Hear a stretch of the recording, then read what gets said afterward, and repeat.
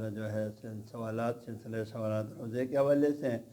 ان میں سوالوں میں سے یہ ہے، فرماتے ہیں اگر رمضان المبارک میں روزہ کسی قسم کی شرعی عذر کے بغیر توڑے تو اس کا کیا حکم ہے؟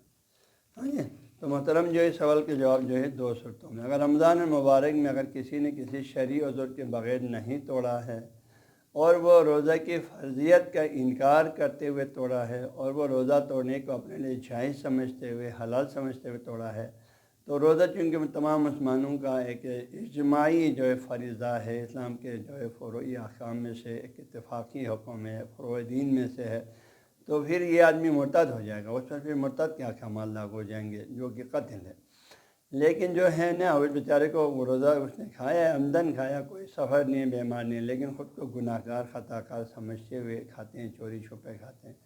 تو ایسے صورت میں اس بندے کے لیے سب سے پہلے اس کے لیے توبہ کرنا واجب ہے کہ آئندہ وہ ایسا گناہ نہ کریں، کیونکہ روزہ کا کھانا، عمدن کھانا گناہ کبیرہ میں سے، اللہ کے فرائض کی نافرمانی کرنا، تو توبہ کرنا واجب ہے۔ پھر جو ہے جو اس کا روزہ کا قضا بھی واجب ہے سیاست کی تعلیمات کی روشنی میں، پلس جو اس کو جو ہے ایک غلام آزاد کرنا ہے کفارے کے طور پر، ہاں جی، یا جو ہے 4 مسکین کو کھانا کھلانا، یا 2 مہینے مسلسل روزہ رکھنا، ان تینوں میں سے ایک کام کرنا یہ مستحب ہے، البتہ واجب نہیں، سیاست کے فقہ کے مطابق مستحب ہے۔